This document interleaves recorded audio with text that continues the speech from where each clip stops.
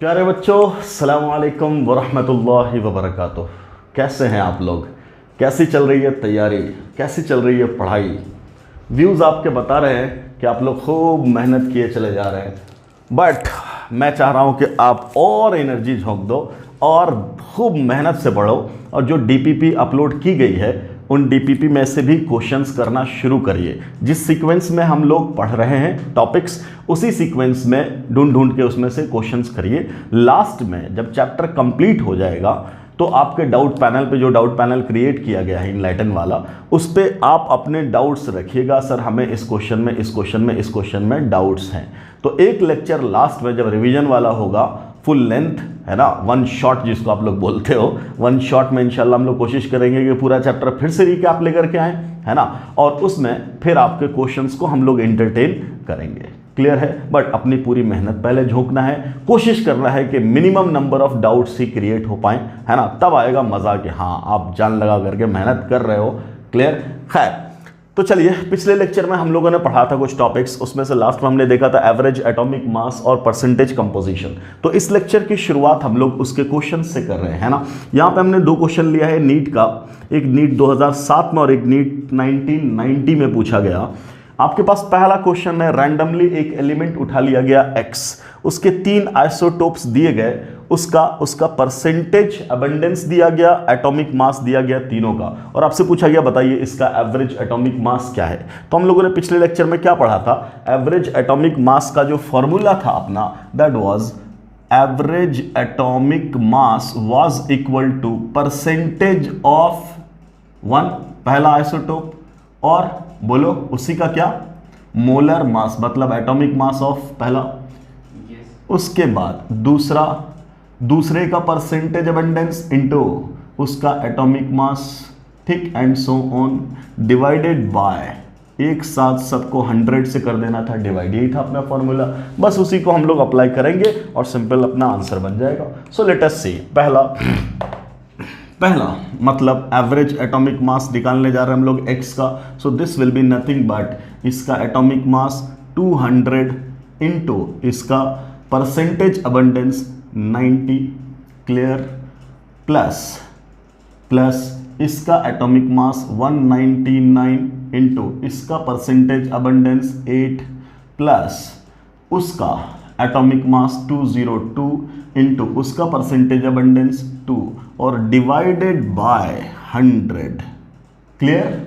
अब यहाँ इसको सीधा मल्टीप्लाई कर दीजिए, ये सब काम आपका है। चलो मैम एक कर लेते हैं, बाकी तो आपका काम है इनफैक्ट, और डिवाइड कर देना है 100 से। चेक करते हैं क्या होता है। इसको मल्टीप्लाई कर देंगे तो 9 दूना 18 और 3 0 हो गए बेटा ऐसे, प्लस 8 9 72, तुम तो जा वाला जानते हो ना, 8 9 जा, हम अंग्रेजी माध्यम के है नहीं, हम हिंदी माध्यम के स्टूडेंट हैं, है ना। तो क्या बोलेंगे, 8 9 72 और 8 9 72 और 7 होता है बेटा 79, और 8 इकाई 8 7 होता है 15, ऐसा है ना। ठीक है, 2 से गुना कर दिया तो 2 दूना 4, 2 0 0, 2 दूना 4, ऐसा। अब डिवाइडेड बाय 100 कर देंगे, जोड़ दीजिए सर इसको सिंपली, तो 4 और 2 6 और 0, तो ये हो गया 6, ये 0 और 9 और 0, तो ये हो गया सर 9, और ये हो गया सर 4 और 5 9, और सर इधर ख़त्म, ये बच गया 1 और 8, तो क्या हो गया 9, और यहाँ क्या हो गया 1, डिवाइडेड बाय 100, तो कितना आया आंसर 199.96, ये आया आपका आंसर। सब मिला करके एवरेज बनाइए, ना तो एग्जैक्टली 200, ना तो 199, नहीं 202, कितना आया 199.96। क्लियर है? अब मेरी एक बात सुनो, this value must be between 199 and 202, इन दोनों के बीच में होना चाहिए, जो कि है। क्लियर? चूंकि आप एवरेज निकाल रहे हो। क्लियर? मान लो एक ओवर में, मैंने बोला था ना क्रिकेट मैच, एक ओवर में बना 2 रन और एक ओवर में बना 20 रन, तो जो अपना एवरेज रन रेट है वो 2 और 20 के बीच में ही लाई करना चाहिए। लाई किया सर, पहली बात।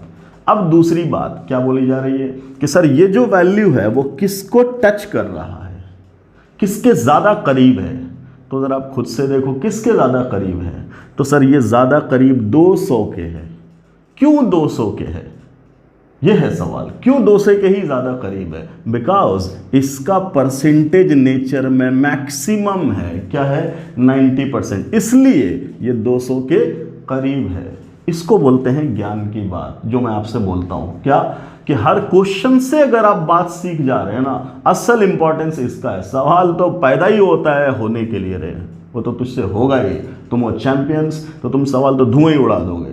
सवाल बनना is not the issue, the big deal is to learn something, learn some concept from the numerical. ये होना चाहिए अप्रोच। अब ध्यान से सुनो सर, हाइड्रोजन का एटॉमिक मास 1008 होता है ना, 1.008 याद होगा आपको, है ना। अब हाइड्रोजन के 3 आइसोटोप होते थे, कौन? हाइड्रोजन और ड्यूटेरियम और ट्रिटियम, है कि नहीं। तो सर ये किसके पास है? इसका एटॉमिक मास 1, ये 2, ये 3। अब जरा देखना ये वैल्यू किसके पास है, तो तुम बोलोगे 1.008 का मतलब ये किसके पास है? 1 के पास। क्यों भैया? बिकॉज ये जो हाइड्रोजन वाला आइसोटोप है H1 वाला, इसी का परसेंटेज अबंडेंस मैक्सिमम होता है, लगभग 99% के आसपास यही रह गया, तो बाकी किसी को होने भी नहीं देगा पास में। क्लियर कि सर इसकी ये भी तो था, ये भी तो था, तो इसको 1 और 3 के बीच में तो होना चाहिए, कम से कम 1.5 तो होता तो मजा आता। बिल्कुल मजा आता। कब? जब ये सब होता हाइयर परसेंटेज में, तब ना बेटा। हाइयर परसेंटेज में तो ये है, अकेले 99% है, तो बाकी सबका वैल्यू क्या होगा? बहुत कम। समझ में आ रही बात? खैर ये बात हम लोगों ने इससे सीखा। अब आओ दूसरे सवाल पे। अब देख, इससे आसानी क्या होगी तुम्हें, इससे आसानी क्या होगी, तुम बगैर कैलकुलेशन के भी सवाल सॉल्व कर दोगे। कैसे सॉल्व कर दोगे? तुम्हारे पास ऑप्शंस होंगे, 4 ऑप्शन होंगे ना। उन 4 ऑप्शन में सीधा सीधा तुम क्या देखोगे, जिसका परसेंटेज मैक्सिमम है उससे टच होता हुआ आंसर कौन सा है। क्लियर? तो मैक्सिमम परसेंटेज किसका है? 200। 200 के करीब जो है ना, वही आपका सबसे मेन आंसर है। हाँ, अब उसमें भी उसने एकदम कॉम्प्लिकेटेड आंसर ला दिया, 199.95, 199.96, 199.97, तब ना हो पाएगा, तब नहीं हो पाएगा, तब तो एक्चुअल कॉन्सेप्ट से आएंगे। क्लियर है? ठीक। खैर इतनी बात समझ में आई। अब जरा अगला सवाल देखा जाए। अगले सवाल में क्या है सर? अगले सवाल में दिया गया, अब आपको बाकायदा बोरोन दिया गया, और बोरोन के 2 आइसोटोप्स दिए गए, और कहा गया कि बोरोन का एवरेज एटॉमिक मास बता दो। कोई बात नहीं, फिर फॉर्मूला यही है, लगा दीजिए सर। इसका परसेंटेज 19 इंटू इसका एटॉमिक मास 10 प्लस इसका परसेंटेज 81 और उसका एटॉमिक मास 11, अब 2 ही आइसोटोप है, डिवाइडेड बाय 100। लगा दीजिए, इसको 10 से मल्टीप्लाई कर देंगे तो 190, यहाँ मल्टीप्लाई कर देंगे 11 इंटू 1 11, 11 × 88, 88 10 98 और 1 99, ये हो गया सर।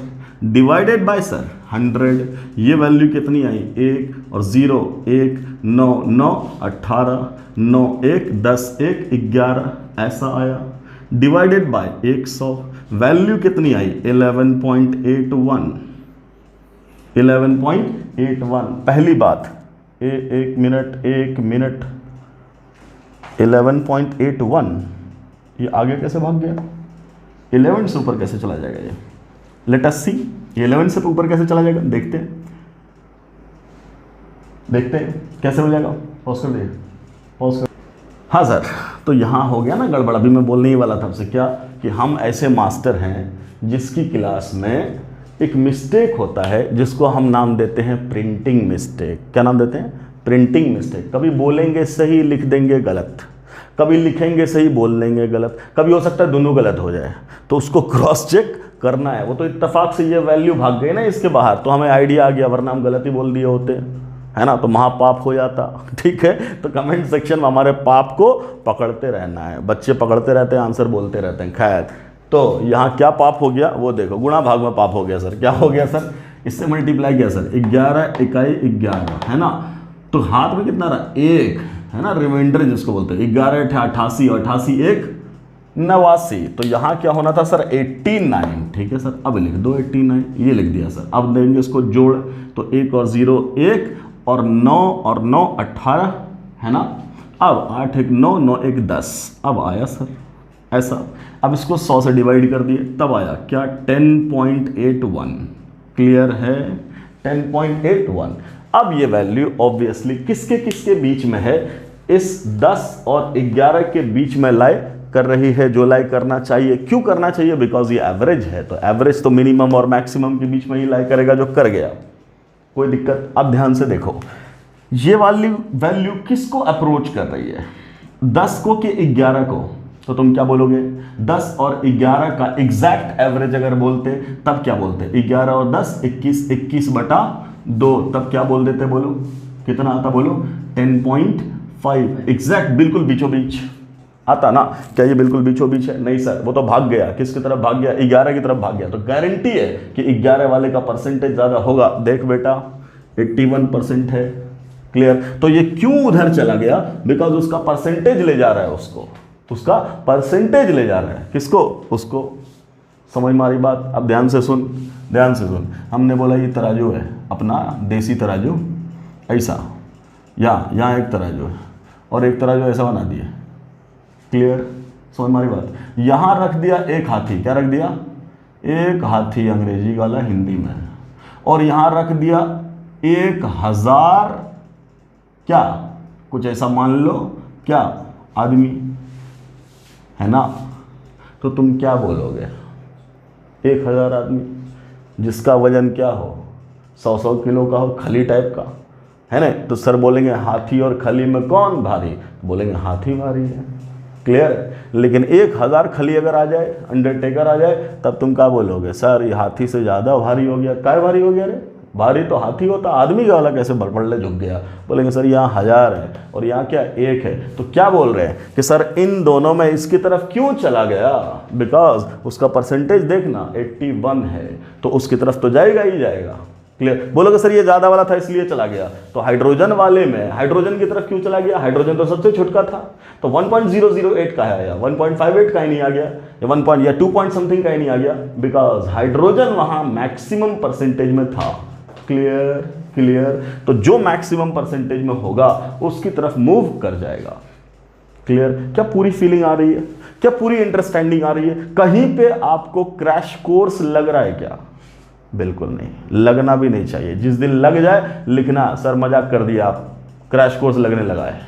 क्लियर? लगना भी चाहिए तो एंड में, अगर खुदा न खास्ता अपने पास वक्त की कमी पड़ गई तब। बिल्कुल स्मूथली चलते चले जाना बेटा, समझना। देखो मेहनत सब लोग कर रहे हैं, रात रात जाग करके लेक्चर बना रहे हैं, बस आपसे एक ही दरखास्त है कि आप भी मेहनत कर दो यार, तो मज़ा आ जाएगा कि रिजल्ट हमें मिलेगा।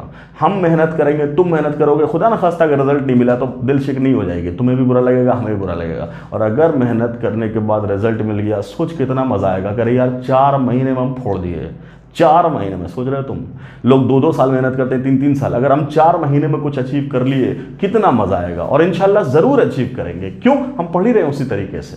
क्लियर? खैर आगे बढ़ते हैं। सो ये 2 सवाल थे किसके ऊपर, एवरेज एटॉमिक मास के ऊपर, है ना। चलिए अब बढ़ते हैं अपने टॉपिक पे। अगला टॉपिक आपका क्या है, एवरेज एटॉमिक मास के बाद अगला टॉपिक क्या अपना, परसेंटेज कंपोजिशन। ठीक। सो परसेंटेज कंपोजिशन में हमने आपसे क्या बोला था, परसेंटेज कंपोजिशन में क्या बोला था पिछले लेक्चर में, बोलो, याद करो याद करो याद करो। अगर तुम पढ़े हो तो तुम्हें पक्का याद होगा। क्या परसेंटेज कंपोजिशन सर ने क्या पढ़ाया, क्या पढ़ाया, बोलो क्या बोला था, कि किसी भी कंपाउंड में अलग अलग एलिमेंट के एटम होंगे तो सारा एलिमेंट मिलके ही तो कंट्रीब्यूट करेगा ना मास को। क्लियर? तो सबका एक अलग अलग कंट्रीब्यूशन होगा। जैसे हमारे जिस्म में जो वजन आप खड़े हो जाते हो वेइंग बैलेंस पे, तो आपका वजन आता है 40, 50, 60, 80 किलो, है कि नहीं। उसमें कंट्रीब्यूशन है, सारे ऑर्गन का कंट्रीब्यूशन है, जितने पार्ट हैं बॉडी के सबका कंट्रीब्यूशन है। नो डाउट हाथ का भी कंट्रीब्यूशन है, सर का भी कंट्रीब्यूशन है कि नहीं, पाँव का भी कंट्रीब्यूशन है, दिल जिगर गुर्दा कलेजी सबका कंट्रीब्यूशन है। ये जो दाढ़ी का बाल है उसका भी कंट्रीब्यूशन है, जो मोच है उसका भी कंट्रीब्यूशन है, जो भौं है उसका भी कंट्रीब्यूशन है। नो डाउट नेग्लिजिबल है, नो डाउट ये नेग्लिजिबल है, बट कंट्रीब्यूशन है बेटा। मिलीग्राम आ गया छोड़ दें क्या, नहीं, वो भी है।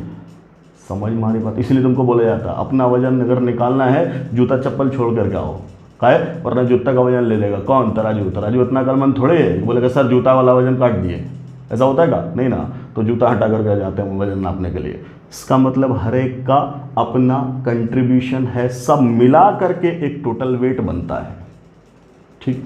तो कंपाउंड में भी अलग अलग टाइप के एलिमेंट होते हैं, सब मिला करके क्या बनता है, टोटल कंपाउंड का मॉलिक्यूलर मास। अब पूछा गया, मान लो लेट वी हैव CH4, हम बोल देते हैं इसका मोलर मास 16 है। कहाँ से आया 16? तो तुम क्या बोलते हो, ये कार्बन और 4 हाइड्रोजन मिलकर के बना। कार्बन का एटॉमिक मास बोलते हैं 12, हाइड्रोजन का बोलते हैं 1, और 4 × 1 कर देते हैं और इन दोनों को सम कर देते हैं, तभी तो आता 16 आ गया सर। चाहे AMU बोल, चाहे ग्राम पर मोल जो बोलो, जो भी बोलो, उससे कोई दिक्कत नहीं है, ठीक। अब कंट्रीब्यूट कार्बन ने भी किया, कंट्रीब्यूट हाइड्रोजन ने भी किया, दोनों मिलकर के ही तो मीथेन बना है। बोलेंगे यस सर। अब पूछा, अगर ये पूछता कार्बन का कंट्रीब्यूशन क्या है, तो हम बोलते क्या 12 यूनिट। लेकिन उसने पूछा परसेंटेज कंट्रीब्यूशन बताओ, कोई दिक्कत नहीं। परसेंटेज कंट्रीब्यूशन ऑफ कार्बन क्या बताया था फॉर्मूला, जो कंट्रीब्यूशन कार्बन का है वो लिख देंगे 12 डिवाइडेड बाय मोलर मास, जो टोटल मास है किसमें, 16 में। अगर 100 में पूछा जाता 100 में कितना करता तो गुना 100 कर देंगे। Clear clear. क्या निकाल लोगे तुम, डिवाइड कर दो, डिवाइड कर दोगे 4 चौके 16, 4 तिया 12 और 4 से काट दिए तो आ गया 25, यह गया मल्टीप्लाई करके 75% कंट्रीब्यूशन किसका है, कार्बन का। अच्छा, हाइड्रोजन का निकालना है, नो डाउट हम फॉर्मूले से ही निकाल देंगे, और ऐसे भी निकाल देते चूंकि 2 ही एटम है, 2 ही एलिमेंट है, इनफैक्ट 2 ही टाइप के एलिमेंट है, तो दोनों मिलाकर के ही तो 100 होगा, तो वो 75 होगा, तो 100 में से 75 घटा देंगे तो 25 आएगा। क्लियर, हम फॉर्मूले से भी निकाल देंगे, है ना। क्या बोलेंगे, हाइड्रोजन का कंट्रीब्यूशन कितना आया 4, नो डाउट एटॉमिक मास कितना है 1, बट इसका एटम कितना दिख रहा है 4। क्लियर, तो 4 से मल्टीप्लाई कर देंगे, 4 एटम मिलके ना कंट्रीब्यूट कर रहा है, बिल्कुल। तब क्या बोलेंगे सर, ऊपर 4 नीचे टोटल 16 इंटू क्या 100, सॉल्व कर दो, कितना आएगा 4 चौके 16 और ये 25, 25% हाइड्रोजन और 75% कार्बन। बोलिए यस सर नो, कोई दिक्कत। मान लीजिए अभी बोलते क्या, अभी बोलते दूसरा एग्जाम्पल, इथेन अगर अपने पास है और आपसे पूछा जाता इथेन में कार्बन और हाइड्रोजन का, इथेन में कार्बन और हाइड्रोजन का परसेंटेज बताओ, कोई दिक्कत नहीं। क्या बोल देते कि सर ये किससे बना है, ये बना कार्बन से, और किससे बना है, हाइड्रोजन से। कार्बन का कितना एटम दिख रहा है 2, इस मॉलिक्यूल में, इस मॉलिक्यूल का मोलर मास कितना होता है 30, है ना, ठीक है। कार्बन के कितने एटम 2, कंट्रीब्यूशन 2 × 12 बराबर 24। हाइड्रोजन का कितना 6, तब क्या बोलेंगे, हाइड्रोजन के लिए 6 × 1 = 6। इसी दोनों का सम करके तो तुम 30 लाए थे, बिल्कुल लाए थे सर।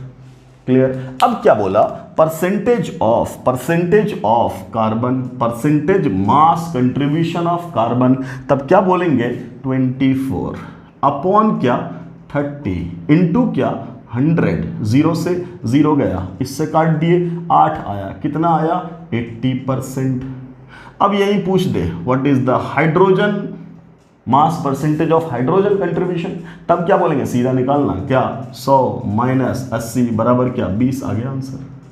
निकालना है तरीके से निकाल दो फॉर्मूले से, कितना कंट्रीब्यूशन है 6 बटा टोटल 30 इंटू क्या 100 डिवाइड कर दिए 5, इससे काट दिए 20, कितना आया 20, यही तो आया डायरेक्ट। तरीका समझ में आ रहा है, यही है आपका क्या mass percentage mass composition. Clear, ये दोनों टॉपिक अपना फिनिश। एक मिनट हिल गया, एक ऐसी घटनाएं होती रहती हैं, कभी ये हिल जाएगा, कभी हम हिल जाएगा, कभी तुम हिल जाओगे, है ना। तो हिलता डुलता रहना चाहिए, लेकिन काम होते रहना चाहिए, ठीक है बेटा, ये चलता रहेगा। हम लोग एक्सपर्ट वाले नहीं हैं, करोड़ों का पैसा लगा करके सेटअप वेटअप खड़ा नहीं किया, एकदम यहाँ छप चल रहा है, ऐसे मार दे रहे हैं, वहाँ से भग से उधर उग जा रहा है, ऐसे करना, ऐसे वाला ऐसे, वो सब अपना नॉर्मल देसी अंदाज, तुम भी देसी हम भी देसी, अब देसी मिलकर के एकदम फोड़ देंगे, है कि नहीं, एकदम टेंशन नहीं लेना है, कोई ज़रूरत नहीं हाई बजट में काम करने का, हम लो बजट में रिजल्ट निकाल के दिखाएंगे, लो बजट में तुम मेहनत तो करो। खैर, अरे हम लोग बोरिया में पढ़े रहे बचपन में, उस जमाने में बड़का बड़का बिल्डिंग नहीं होता था, स्कूल में पढ़ाई होती थी, सरकारी स्कूल में पढ़ाई होती थी। अब क्या हुआ, अब हुआ धंधा, बड़का बड़का स्कूल खुलता है, AC/DC लगता है, जनता AC/DC देख के आती है। कोई बात नहीं बेटा, कोई बात नहीं, हम लोग बगैर AC/DC के पढ़ लेंगे, तो घबराओ मत, बस पढ़े चलो सर।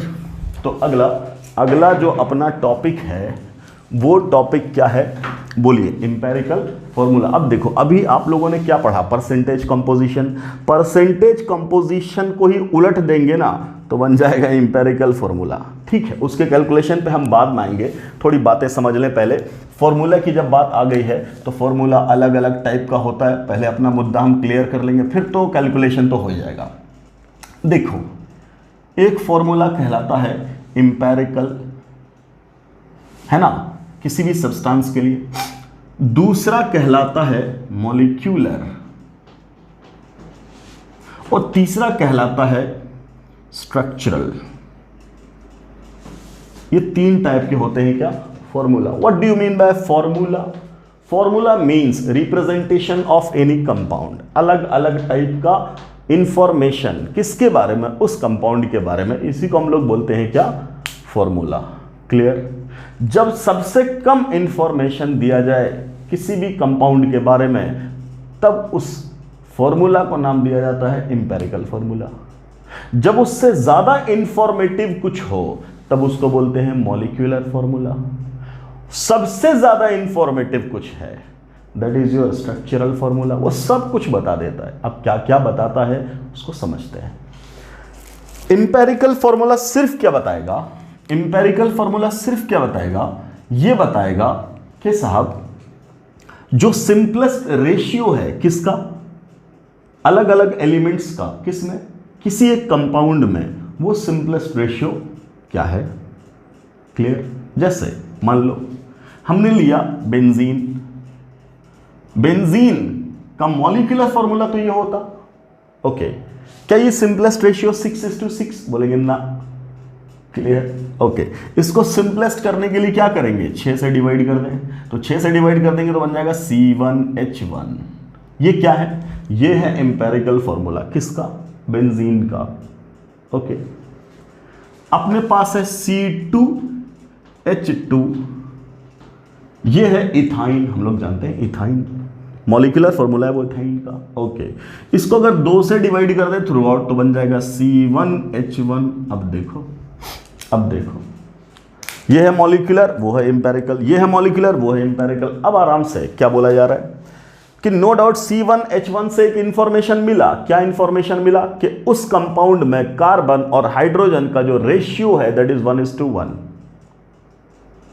क्लियर? ओके सर, इसमें भी 1:1 और इसमें भी तो 1:1 है। अगर सिर्फ ये बोल के छोड़ दिया जाए कि एक कंपाउंड है जिसका एम्पेरिकल फॉर्मूला C1H1 है या CH है, बताओ वो कंपाउंड है, तो कोई बोलेगा बेंजीन, कोई बोलेगा इथाइन, दोनों का दोनों सही, तो हम तो हो जाएंगे बेटा कंफ्यूज। क्यों कंफ्यूज हुए? बिकॉज क्या बोलोगे तुम, सर इंफॉर्मेशन कम दिया गया, इंफॉर्मेशन कम दिया गया। क्लियर? मिनिमम इंफॉर्मेशन दिया गया, इस वजह से कंफ्यूजन है। Okay clear? अब आया दूसरा फॉर्मूला जो ये बता दे, मतलब इंपेरिकल फॉर्मूला सिर्फ क्या बताएगा, सिंपलेस्ट रेशियो। ओके, दूसरा फॉर्मूला आया मॉलिक्यूलर फॉर्मूला। मॉलिक्यूलर फॉर्मूला क्या बताता है, मॉलिक्यूलर फॉर्मूला ये बताता है कि किसी भी कंपाउंड के एक मॉलिक्यूल के अंदर अलग अलग एलिमेंट के कितने कितने एटम्स हैं। अगर ये बात पता चल गई हर एलिमेंट के एटम्स, तो definitely total number of atoms तो पता चल ही जाएंगे। जैसे ये है मॉलिक्यूलर फॉर्मूला, ये बता रहा है बेंजीन के एक मॉलिक्यूल के अंदर कार्बन का 6 एटम और हाइड्रोजन का भी 6 एटम। जब कार्बन हाइड्रोजन दोनों का पता चल गया तो टोटल नंबर ऑफ एटम बोलेगा तो 6 + 6 12 हो गया। क्लियर? ओके, इथाइन के एक मॉलिक्यूल के अंदर कार्बन का 2 एटम और हाइड्रोजन का 2 एटम। ये इंफॉर्मेशन देता है कौन, molecular formula. Total atoms 4। Clear है? क्या इतनी बात समझ में आ रही है? क्लियर? तो मॉलिक्यूलर फॉर्मूला ज्यादा इंफॉर्मेटिव है, ज्यादा इंफॉर्मेशन दे रहा है। क्या दे रहा है कि टोटल एटम्स भी बता दे रहा है। क्या इंपेरिकल फॉर्मूला ने बताया? बोलेंगे नहीं। So molecular formula gives you more information in comparison to empirical formula. अच्छा, क्या ये वो इंफॉर्मेशन दे रहा है जो इंपेरिकल फॉर्मूला दे रहा है? बिल्कुल दे रहा है। कैसे सर? ये 1:1 बता रहा था, तो ये 6:6 का मतलब 1:1 ही तो है, ये 2:2 का मतलब 1:1 ही तो है। इसका मतलब मॉलिक्यूलर फॉर्मूला वो इंफॉर्मेशन भी दे देगा जो इंपेरिकल फॉर्मूला ऑलरेडी दे चुका है। क्लियर, और एडिशनल इंफॉर्मेशन दिया टोटल नंबर ऑफ एटम्स अलग अलग एलिमेंट के कितने हैं। क्या इतनी बात क्लियर है? ठीक, कोई फॉर्मूला, कोई रिप्रेजेंटेशन ऑफ एनी मॉलिक्यूल ये बता दे उस मॉलिक्यूल के अंदर अलग अलग एलिमेंट्स के कितने कितने एटम्स हैं, तब बोलेंगे उस रिप्रेजेंटेशन को उस मॉलिक्यूल का molecular formula. Is it very crystal clear? I hope. Okay, तो ये था मॉलिक्यूलर। अब बारी आई एक ऐसे फॉर्मूले की जिसको बोलते हैं स्ट्रक्चरल फॉर्मूला। अब ये स्ट्रक्चरल फॉर्मूला ये और ज्यादा इंफॉर्मेशन देता। अभी तक हमें ये पता चल गया कि क्या सिंपलेस्ट रेशियो है, कितने एटम्स हैं, ये सब पता चल गया। नो डाउट एटम पता चल गया तो हम मोलर मास भी निकाल ही लेंगे। ओके, लेकिन अभी तक हमें ये नहीं पता चला उस मॉलिक्यूल के अंदर अलग अलग एटम्स कैसे अरेंज्ड हैं, उनका अरेंजमेंट के बारे में हमें इंफॉर्मेशन नहीं मिला। ये जो स्ट्रक्चरल फॉर्मूला है वो कंप्लीट स्ट्रक्चर बताता है। नो डाउट जब हम लोग ऑर्गेनिक केमिस्ट्री में आएंगे तो इसको भी दो पार्ट में ब्रेक करेंगे। एक को बोलेंगे क्या, कंडेंस्ड फार्मूला, एक को बोलेंगे एक्सपैंडेड स्ट्रक्चरल फार्मूला। इसी से तीसरी चीज निकाल के लाएंगे that will be bond line formula और बॉन्ड लाइन रिप्रेजेंटेशन। वो बात की बात है, अभी सिंपल बोल रहे हैं। स्ट्रक्चरल फार्मूला का क्या मतलब? एक ऐसा फॉर्मूला जो स्ट्रक्चर के बारे में कंप्लीट इंफॉर्मेशन दे। स्ट्रक्चर का मतलब होता है बनावट, स्केलेटन, क्लियर, कि साथ कौन एटम किससे जुड़ा हुआ है, इसको बोलते हैं स्ट्रक्चर। मान लो जैसे आपके सामने ये है C6H6 और ये है C2H2। तो जब C2H2 का हम लोग स्ट्रक्चर बनाते हैं तब क्या बोल देते हैं कि ये है कार्बन और अगला है कार्बन और इससे जुड़ा हुआ हाइड्रोजन और इससे जुड़ा होता है हाइड्रोजन, और हमें पता होता है टेट्रावैलेंसी। तो टेट्रावैलेंसी के चक्कर में हम यहाँ बना देते हैं ट्रिपल बॉन्ड। कार्बन कार्बन के बीच में single, double, triple, everything is allowed. Hydrogen का सिर्फ सिंगल बॉन्ड हो सकता, बना दिया। क्लियर, ये हुआ स्ट्रक्चर। क्या ये तुम्हें ये नहीं बता रहा कि कार्बन के 2 एटम है? बिल्कुल बता रहा है सर। क्या ये नहीं बता रहा कि हाइड्रोजन के 2 एटम है? बिल्कुल बता रहा है सर। तो क्या ये मॉलिक्यूलर फॉर्मूला का इंफॉर्मेशन दे दिया? बिल्कुल दे दिया। अब जब तुम्हें ये पता चल गया C2H2 है तो तुम 2:2 और 1:1 भी निकाल लोगे। तो ये पता होने के बाद इसका और इसका दोनों का इंफॉर्मेशन मिल गया। एडिशनल क्या मिला? ये पता चल गया कि हर एक एटम कैसे एक दूसरे के साथ जुड़े हुए हैं। Very good. उसी तरीके से हम लोग लिखते हैं बेंजीन। क्या लिखते हैं? कार्बन और यहाँ कार्बन और यहाँ कार्बन और यहाँ कार्बन और यहाँ कार्बन और यहाँ कार्बन और यहाँ कार्बन। फिर लिख देते हैं हाइड्रोजन और लिखते हैं हाइड्रोजन और फिर लिखते हैं हाइड्रोजन और फिर यहाँ लिखते हैं हाइड्रोजन और ये वाला हाइड्रोजन और ये वाला हाइड्रोजन और ये double bond double bond double bond. अपना तो रट्टा है, आपका भी रट्टा है। इसके लिए कितनी ही साइंटिस्ट की जिंदगियां लग गई, इस बात को समझने के लिए जिंदगियां लग गई, जिंदगी नहीं जिंदगियां लग गई। समझ रहे? एक जनरेशन गया, दूसरा जनरेशन आया, दूसरा जनरेशन गया, तीसरा जनरेशन आया, पूरी दुनिया के लोग सोच सोच के मर गए। तो दौरे जदीद में बात खुली क्या कि ओहो ऐसा स्ट्रक्चर होता है, इसके ऊपर पूरी कहानी चलती है सर। जब हम लोग ऑर्गेनिक केमिस्ट्री में रेजोनेंस की शुरुआत करेंगे तो इसी मिस्टीरियस स्ट्रक्चर से शुरुआत करेंगे कि इसका असल खेल क्या है कि नहीं। कहीं तो ये सब बना देते, कहीं तो गुल्ला बना देते, कहीं पार्शियल गुल्ला बना देते। करेंगे बातें, अभी खामखामा वक्त ज़ाय करने की जरूरत नहीं है। अभी हमने सिंपल ऐसा बोला, आगे चल के बोलेंगे this is one of the canonical structure of benzene.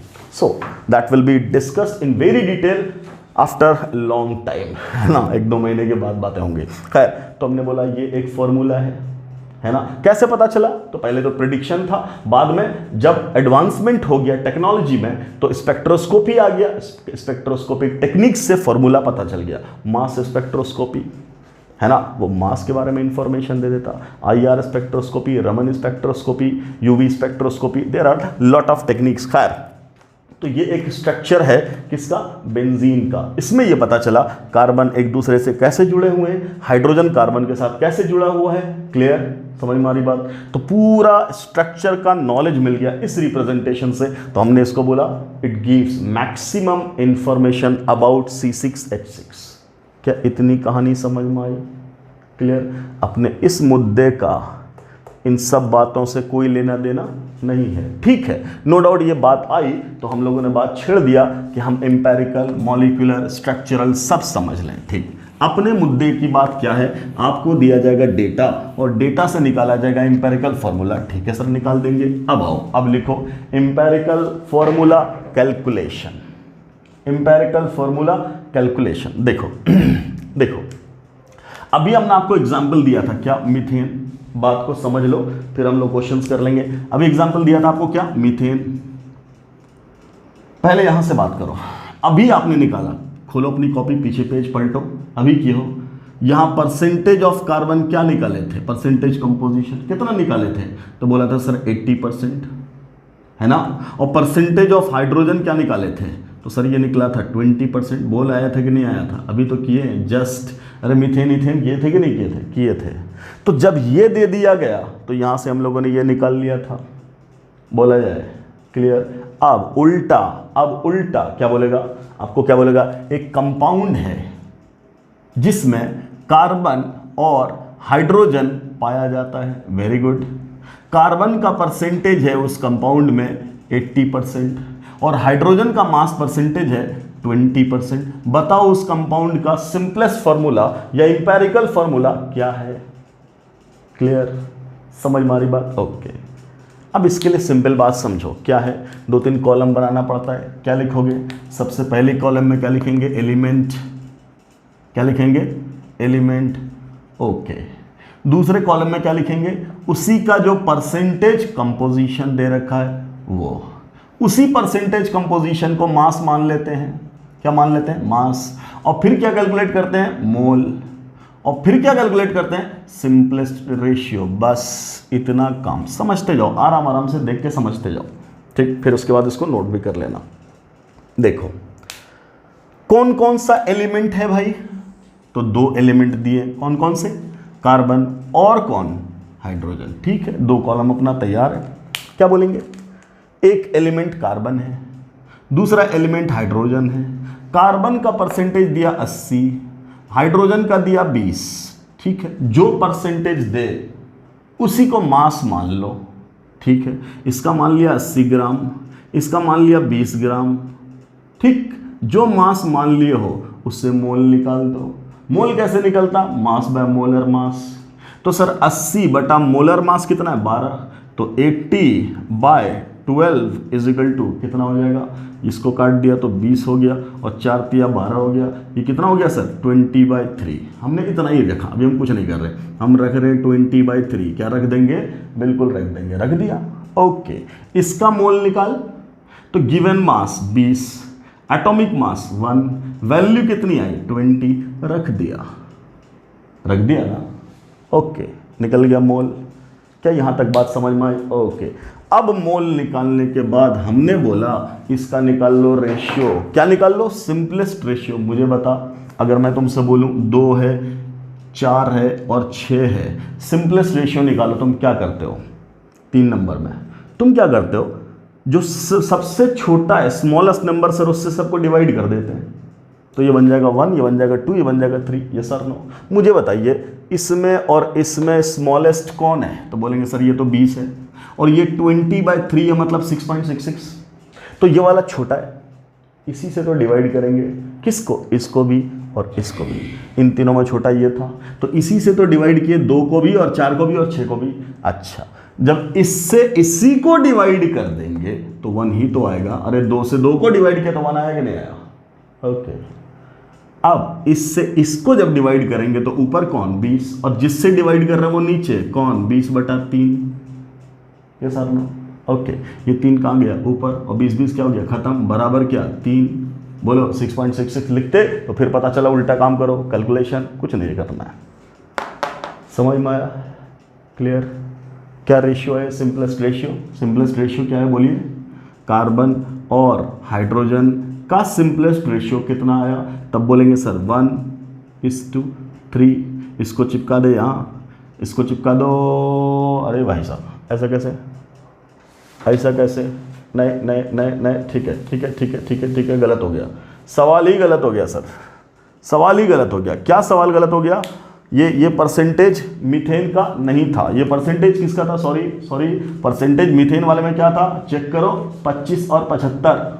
ये परसेंटेज किसका था, इथेन का था, किसका था, चेक करो, इथेन का। तो क्वेश्चन ही हमने लिख दिया क्या, उल्टा। खैर हम लोग ये जान रहे थे, हम लोग ये पहले से जान रहे थे, ठीक। तो आपको ये थोड़ी दिया जाएगा, आपको क्या बोला जाएगा, आपको तो बोला जाएगा ये परसेंटेज दिया और इससे निकालो, ये दे रखा है, कोई बात नहीं, हम निकाल रहे हैं सवाल, क्लियर। ये दे रखा है और इससे निकालो, निकालते हैं, ठीक है, चेक करते हैं। तो बोलो इसको यहाँ चिपका दो और इसको यहाँ चिपका दो, चिपका दिए तो क्या बना, एक आया C1 और एक आया H3।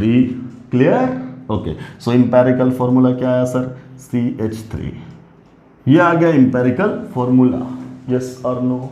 अगर इंपेरिकल बोला बात यही खत्म, इंपेरिकल बोला तो बात यही खत्म। अगर वो मॉलिक्यूलर फॉर्मूला पूछेगा तो इसके आगे एक और इंफॉर्मेशन है, क्या, वो आपको देगा मॉलिक्यूलर मास। क्या देगा, मॉलिक्यूलर मास। क्या बोलेगा, क्या बोलेगा, सवाल फिर से सुनो, क्या बोलेगा, a compound contains carbon and hydrogen in such a way percentage of carbon is 80 and hydrogen का परसेंटेज 20। Calculate empirical formula. आगे बोलेगा also calculate molecular formula if molecular mass of the compound is, दे देगा वो, हमें पता है ethane निकल रहा है तो वो क्या देगा आपको 30, वो क्या देगा आपको 30। ओके ओके, इंपेरिकल फॉर्मूला निकल गया, निकल गया। अब आगे की बात सुनो, यहीं से इंपेरिकल मास निकाल देंगे, इंपेरिकल मास निकाल देंगे, बिल्कुल इंपेरिकल फॉर्मूला का जो मास आएगा उसको इंपेरिकल मास बोलेंगे। ये कितना है 12 और ये कितना 3, कितना आया बेटा 15, कितना आया 15। अच्छा, मॉलिक्यूलर मास दिया हुआ है, बिल्कुल दिया हुआ है, कितना दिया हुआ सर 30 दे दिया। यहीं से एक फैक्टर निकालते हैं n which is equal to molecular mass divided by empirical mass. Clear? कितना है 30 डिवाइडेड बाय 15, वैल्यू क्या है 2 आ गया।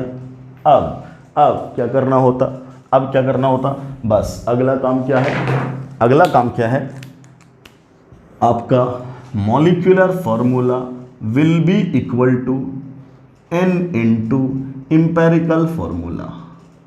ठीक है, n की वैल्यू कितनी है 2, इंपेरिकल फॉर्मूला कितना आया C1H3, इस 2 से मल्टीप्लाई कर दो, क्या आया C2H6।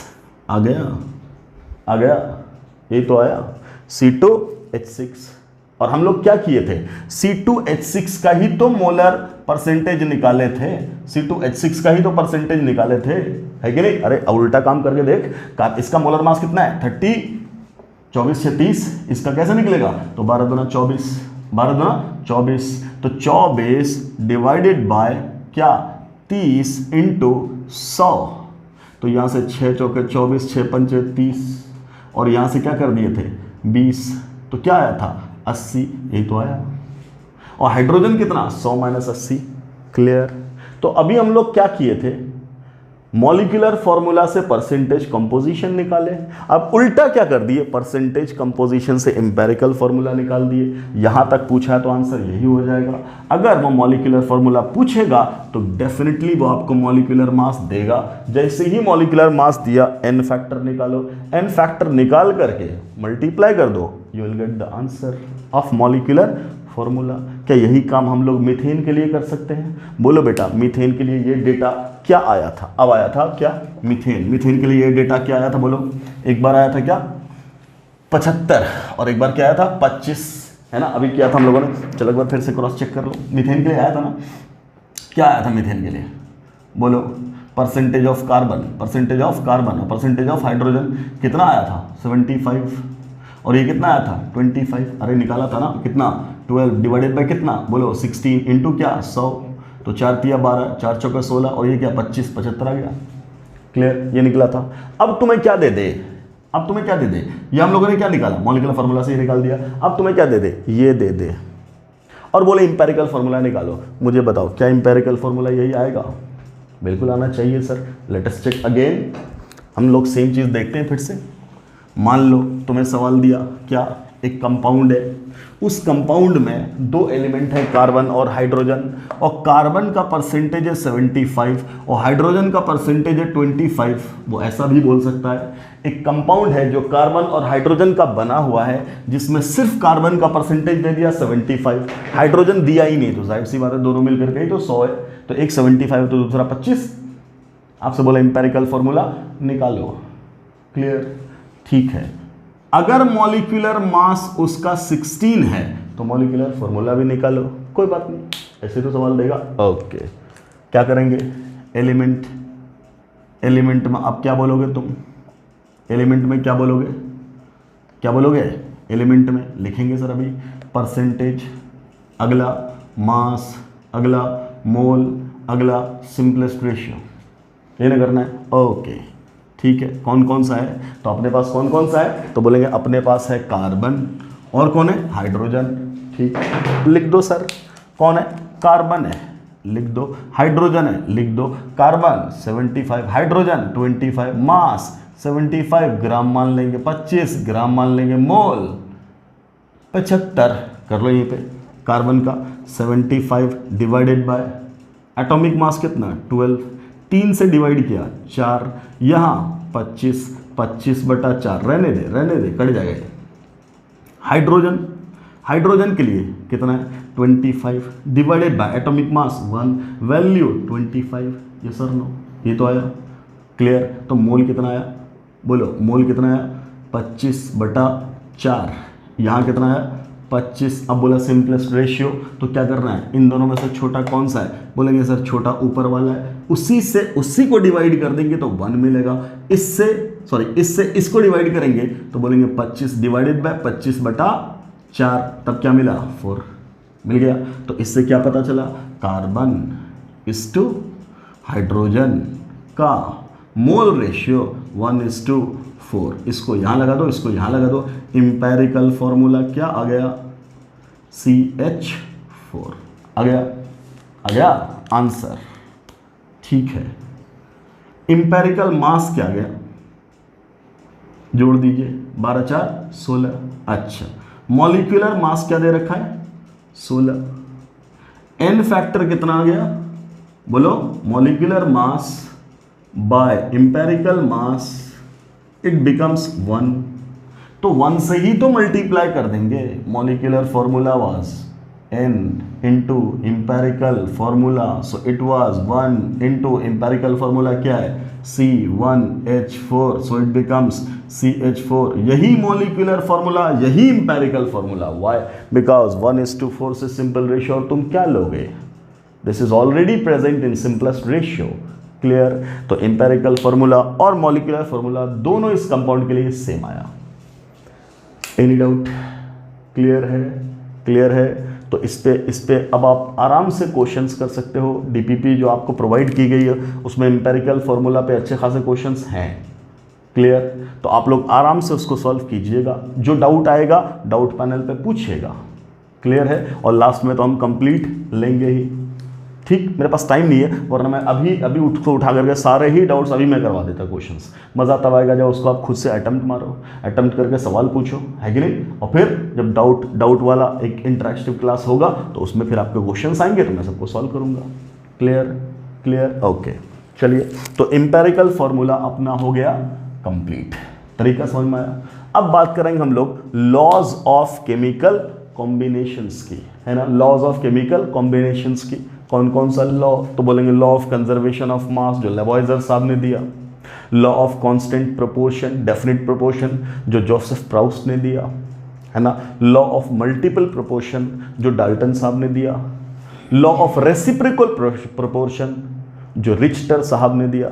इन सारे लॉज को एक एक करके हम लोग नोट करेंगे, समझेंगे। क्लियर, चलिए मैं पॉज लेता हूं और फिर मैं शुरू करता हूं अपना टॉपिक नया। लेट अस सी, नोट कर लिया भाई। देखो, एक मामला हो गया गड़बड़। क्या मामला गड़बड़ हो गया कि हमने आपसे वादा किया था कि वीडियो बनाएंगे अपना छोटा छोटा, लेकिन वीडियो हो गया लंबा अच्छा खासा, 43-44 मिनट, तो यही बात हो गई। कोई बात नहीं, यही होता है, जब बात फैलेगी तो टाइम खींचेगा, कोई बात नहीं, हम उसको छोटा करने का जुगाड़ लगाए। क्या कि अब जो इन्फॉर्मेशन है वो हमने पहले ही बोर्ड पे लिख दिया, लिखने का टाइम गया। अब देखो फट से इसी को 2 मिनट में समझा देंगे कैसे, एकदम फोकस कर। देख, पहला लॉ आया, क्या लॉ आया, law of conservation of mass. Lavoisier साहब ने ये लॉ दिया, ठीक, क्या बोला, इसका स्टेटमेंट भी लिख लिया। तुम्हारे पास टाइम है, तुम पॉज कर दोगे, इन्फॉर्मेशन लिख लोगे, है कि नहीं, लिखो फटाफट पॉज करके। स्टेटमेंट क्या, this law states that during any chemical reaction और reaction total mass remains conserved. क्या बोला, किसी भी रिएक्शन के दौरान जो टोटल मास है वो कंजर्व रहता है। जैसे तुम फिजिक्स में क्या करते हो, मोमेंटम कंजर्व कराते हो, initial momentum is equal to final momentum. Kinetic energy conserve कराते हो, initial kinetic energy is equal to total kinetic energy finally. Clear, वैसे ही मास क्या रहेगा, कंजर्व। कंजर्व का मतलब क्या, कांस्टेंट। जितना था बाद में उतना ही मिलेगा, या हर स्टेप पे क्या मिलेगा, थ्रू आउट द रिएक्शन क्या मिलेगा, सेम मिलेगा। जैसे मैंने एक अलग एग्जांपल लिया है, दूसरा एग्जांपल लिया, मैंने बोला कि ये रिएक्शन है जिसमें रिएक्टेंट और प्रोडक्ट है, ठीक। इनिशियली जब आपने रिएक्टेंट लिया तो प्रोडक्ट तो नहीं लिया था, मान लो टाइम t इक्वल टू 0 पे लिया W 1 ग्राम इनिशियली, ठीक। कुछ देर बाद ये चेंज हुआ, ये बनना शुरू हुआ, ये घट जाएगा, कुछ कम होकर के बच जाएगा इसका W 2 ग्राम, और ये रहेगा कितना, ये बन जाएगा कुछ नया, दैट इज W 3 ग्राम। थोड़ी देर बाद और टाइम t प्राइम पे क्या हो गया, इसका और घट करके बच गया W 4 ग्राम, और इसका बन करके बन गया क्या, W 5 ग्राम। क्लियर। अब जब खत्म हो जाएगा रिएक्शन, जब ये रिएक्टेंट कंप्लीटली कंज्यूम हो जाएगा तो बचेगा 0, 0 बचेगा तो ये पूरा का पूरा कन्वर्ट हो गया, ये इसको क्या होना पड़ेगा, इनिशियल के बराबर। इनिशियली तुम क्या लिए थे, W1, तो ये क्या बचेगा, W1 ही बचेगा। अब सर इसके बारे में बताओ सर, तब क्या बोलेंगे सर कि इस स्टेज पे क्या बोलोगे, W2 plus W3 must be equal to W1 also, और इन दोनों का सम भी क्या होना चाहिए सर, W1 ही होना चाहिए। तो यही बोला गया, हर स्टेज पे टोटल मास रिएक्शन का कांस्टेंट होना जरूरी है। चेक करने के लिए एक एग्जांपल लिए, क्या, कार्बन और ऑक्सीजन का रिएक्शन हो गया, कार्बन डाइऑक्साइड बना, हमने बोला ये 12 ग्राम लिया, ये 32 ग्राम लिया, इनिशियली ये 0 लिया, अगर ये कंप्लीट हो गया तो 0 0, तो उसको 44 ग्राम बनना पड़ेगा। ये तो बोला टोटल मास कितना था, 12 प्लस 32 44, तो वो भी बनकर के 44 ही तो होना चाहिए जब ये खत्म हो जाएगा। तो चेक करते हैं, हम लोग स्टोइकियोमेट्री पढ़ के बैठे हैं। 12 ग्राम का मतलब कितना मोल, बोलेंगे 1 मोल। इसके 32 ग्राम का मतलब कितना मोल, बोलेंगे 1 मोल। बोले यस और नो। लिमिटिंग रिएजेंट आइडेंटिफाई करने बोले थे क्या, मोल को कोफिशिएंट से डिवाइड कर दो, रिएक्शन ऑलरेडी बैलेंस है, तो 1/1 1 1/1 1, तो क्या बोलेंगे, दोनों का दोनों एक ही साथ खत्म होगा, कोई एक्सेसिव रिएजेंट नहीं बचा, तो बिल्कुल एक साथ खत्म होगा। अब जब खत्म होगा तो प्रोडक्ट बनेगा। अब क्या बोलेंगे, किसी से भी निकाल दो, तुम इससे निकालो उससे निकालो, इसके 1 मोल से बनना चाहिए 1 मोल, ठीक है, इसके भी 1 मोल से बनना चाहिए 1 मोल, किसी से भी निकालो 1 मोल बनना चाहिए, किसका, कार्बन डाइऑक्साइड का। अगर ये 1 मोल बना है, इसी के 1 मोल का मास तो 44 ग्राम होता है, मोलर मास के बराबर। क्या आंसर आ गया, यही कहता है क्या, law of conservation of mass, क्या during any chemical reaction total mass must be constant at every instant. Clear, जो इनिशियल मास था वही फाइनल मास। क्लियर, समझ में आई बात, यह है law of conservation of mass. क्या ये बात समझ में आ गई, एकदम शॉर्ट टाइम में फटाफट। ऐसा ही दूसरा लॉ मैं पॉज करके फटाफट लिखता हूं। हाँ जी सर, अगला जरा देखो, that is law of constant proportion. तो इसका फटाफट आप स्टेटमेंट देखो, ये क्या बोलता है, this law states that chemical compounds always have definite composition irrespective of the source from which it is prepared. Clear, कहां से बनाते हैं कोई मतलब इससे नहीं है। जैसे पानी अगर डिस्टिल वाटर है, चाहे वो बारिश के थ्रू आए, चाहे तुम लैब में बनाओ, अगर वो पानी है तो उस पानी में क्या होना चाहिए, हाइड्रोजन और ऑक्सीजन एक फिक्स रेशियो बाय मास में होने चाहिए, और वो फिक्स रेशियो क्या है 1:8। कैसे निकालेंगे, तो बोलेंगे हाइड्रोजन टू ऑक्सीजन, इसका मास रेशियो अभी क्या है 2, और यहाँ क्या है 16, सिंपलेस्ट रेशियो 1:8। क्लियर, तो अगर कोई कंपाउंड वाटर है तो उसके लिए लाजिम है क्या, उस कंपाउंड में हाइड्रोजन और ऑक्सीजन का मास रेशियो 1:8 होना जरूरी है। अगर वो नहीं है तो चाहे उसमें हाइड्रोजन और ऑक्सीजन ही क्यों ना हो, वो पानी नहीं हो सकता। जैसे फॉर एग्जाम्पल मान लो हाइड्रोजन परऑक्साइड ले लें हम, हाइड्रोजन परऑक्साइड की बात देख लो यहाँ हाइड्रोजन और ऑक्सीजन का जो mass ratio that is 2:32, that is 1:16। No doubt इसके अंदर हाइड्रोजन है और ऑक्सीजन है, बट क्या ये पानी है?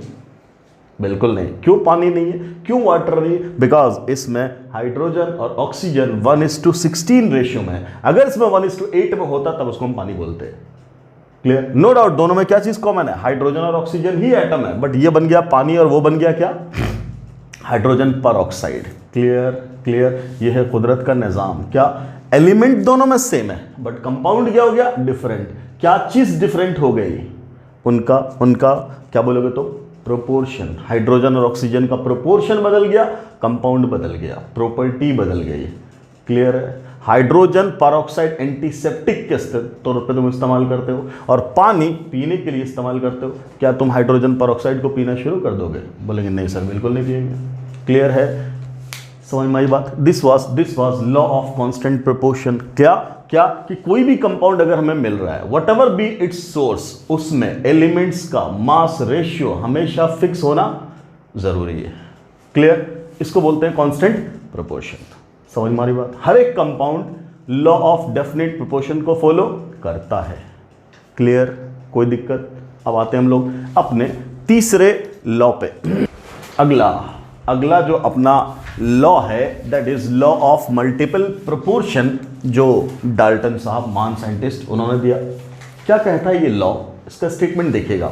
If two elements combine to form two different compounds, then the different masses of one element which combines with the fixed mass of other always bear the simple ratio। दोबारा सुनो, क्या बोला यार, क्या बोला यार, वो बात नोट करने की। क्या बोला यार, दो एलिमेंट मिलकर के कंपाउंड्स बन रहे हैं, नाइट्रोजन ऑक्सीजन मिलकर के दो कंपाउंड बना रहा है। अब क्या बोल रहा है, अब बोल रहा है then the different masses of one element which combines with fixed mass of the other, fixed mass of the other always bear simple ratio। कौन, जो एक है उसका डिफरेंट जो मास ले रहे। मान लो हमने बोला नाइट्रोजन और ऑक्सीजन, ये बना है NO, ये क्या बना है NO।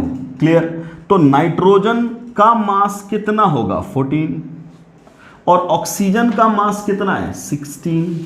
कोई दिक्कत? अच्छा, यहां नाइट्रोजन का मास कितना है 28 और यहां ऑक्सीजन का मास कितना है बोलो 16। तो आपसे क्या बोला, ये तो बोला क्या, different masses of one element.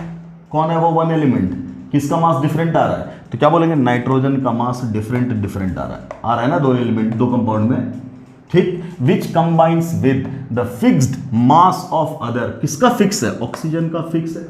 तो अब इन्हीं दोनों के बारे में तो इंफॉर्मेशन दिया जा रहा है। ये लॉ यही तो कह रहा क्या कि साहब ये जो नाइट्रोजन का दो अलग अलग मास मिला है, एक ही एलिमेंट का जो दो अलग अलग मास मिला दो अलग अलग कंपाउंड में, इसका रेशियो सिंपल होगा। तो देख ले बेटा 14:28 is the simple ratio, that is 1:2। Yes और नो। सेम बात यहां, कार्बन ऑक्सीजन मिलकर के कार्बन डाइऑक्साइड भी बना रहा है, कार्बन मोनोऑक्साइड भी बना रहा है। इन दिस वे क्या बोल रहे हैं, कार्बन का मास तो फिक्स है ना बेटा, यहां कितना 12, तो यहां भी कितना 12, ऑक्सीजन कितना 32, यहां ऑक्सीजन कितना 16। नो डाउट ऑक्सीजन बदल रहा है और कार्बन क्या है फिक्स है। तो क्या बोला, जिसका बदल रहा है different masses of one element, जिसका बदल रहा है वो क्या होगा, सिंपल रेशियो में। देख ऑक्सीजन यहाँ 32, ऑक्सीजन यहाँ 16, रेशियो क्या बोलोगे तुम 16:32, which can be written as 1:2। So this is your simplest ratio, this is your simple ratio. Clear, वहां देख ले हाइड्रोजन और ऑक्सीजन मिलकर के बनाया पानी और hydrogen peroxide.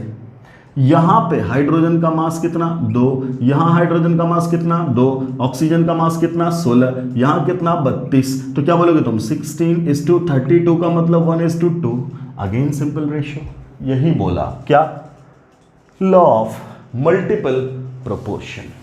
Is it very clear? ठीक, अगला लॉ भी फटाफट हम लोग खत्म करते हैं, है ना।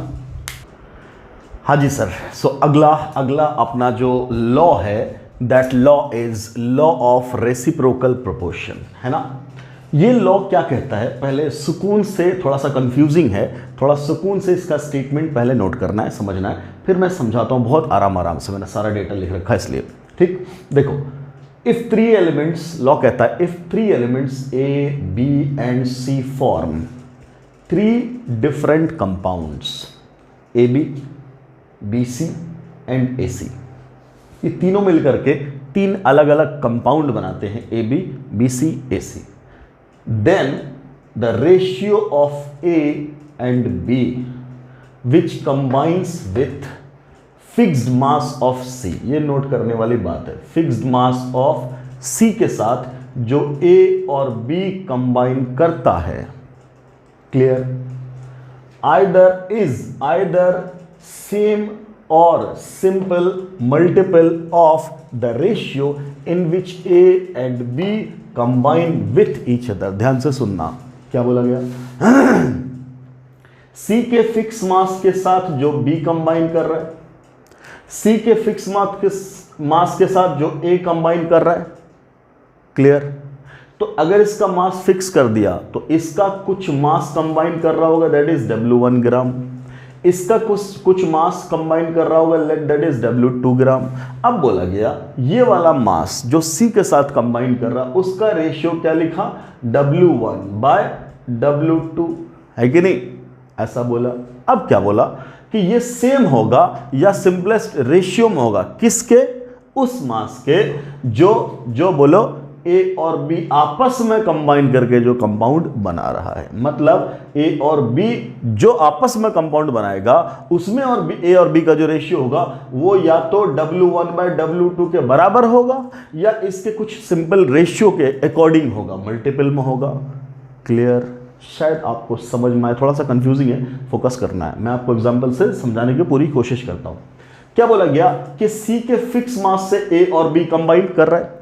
हमने माना कि कार्बन, हाइड्रोजन, ऑक्सीजन तीनों मिलकर के 3 कंपाउंड बनाते हैं, methane, carbon dioxide, water, clear. हमने बीच में माना किसको, C किसको माना, हाइड्रोजन को, किसको माना, C हाइड्रोजन को। मतलब हाइड्रोजन ऑक्सीजन से भी कंबाइन कर रहा है और यही हाइड्रोजन कार्बन से भी कंबाइन कर रहा है, और हाइड्रोजन जब कार्बन से कंबाइन कर रहा है तो कंपाउंड बना रहा है CH4, हाइड्रोजन जब ऑक्सीजन से कंबाइन कर रहा है तो कंपाउंड बना रहा है H2O, और जब ये दोनों आपस में कंबाइन कर रहे हैं तब कंपाउंड बना रहे हैं CO2।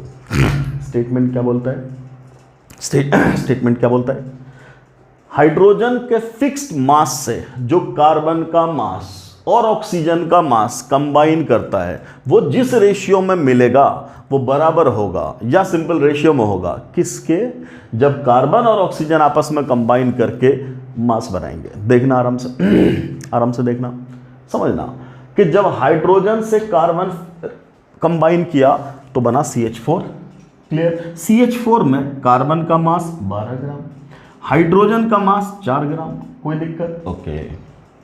पानी में, वाटर में हाइड्रोजन का मास 2 ग्राम, ऑक्सीजन का मास 16 ग्राम, आराम से हाइड्रोजन के 2 ग्राम के लिए ऑक्सीजन कितना ग्राम कंबाइन किया, 16 सर।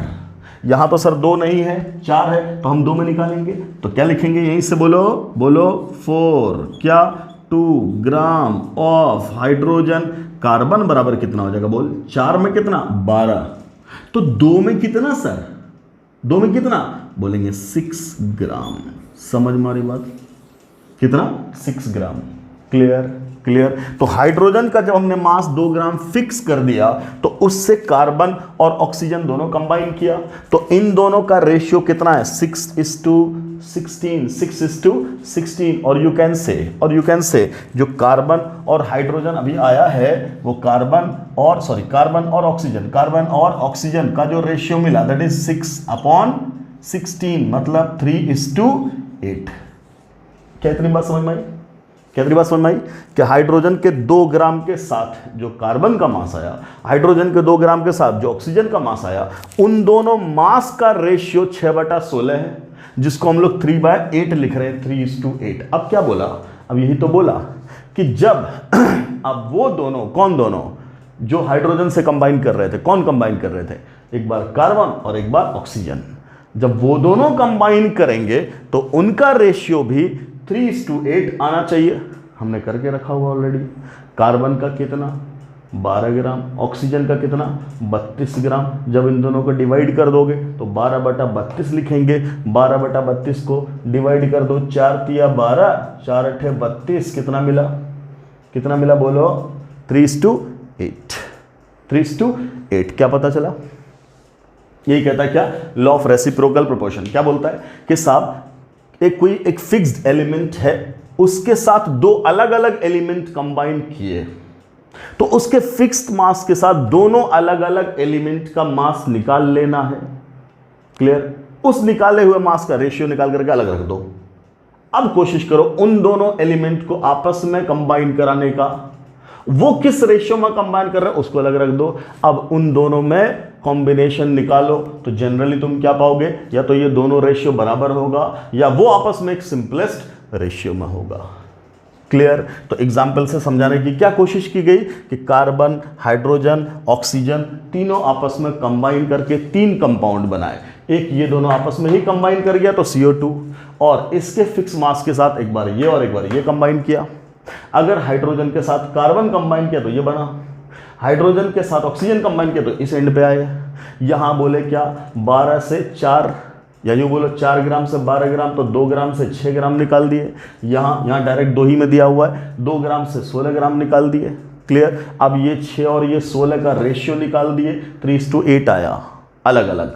अब बोला कि जब आपस में कंबाइन किया तो ये 12 और ये 32, तो 12/32 जब किए तो 3/8 आया। ये दोनों का दोनों वैल्यू क्या आया? बराबर। क्या आया बोलो? इक्वल। यही बोलता है क्या?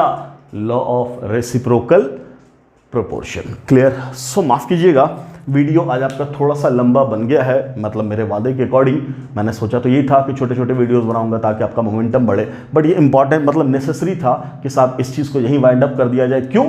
बिकॉज जो अपना टॉपिक स्टार्ट होने वाला अपने नेक्स्ट लेक्चर में, that will be the fresh topic and very very important. मेरे हिसाब से पूरे मॉल कॉन्सेप्ट का सबसे इंपॉर्टेंट टॉपिक ही है इक्विवेलेंट मास, जिसको इनफैक्ट आप लोग मोल 2 का नाम देते हो। क्लियर? तो इक्विवेलेंट मास बहुत ही अलग अंदाज में हम आपको पढ़ाने की कोशिश करेंगे, पूरी बात कॉन्सेप्चुअली समझाने की कोशिश करेंगे। फिर हम शॉर्टकट पे तो ला ही देंगे, जो आप लिखते हो इक्विवेलेंट मास बराबर molar mass by n factor, वहाँ पे तो हम ला देंगे। एन फैक्टर कैसे आता है, अलग अलग सब्सटेंस के लिए एन फैक्टर क्या होता है, वो सारी चीज़ें हम लोग अगले लेक्चर में देखेंगे। चलिए मिलते हैं अगले लेक्चर में। Thanks for watching the video.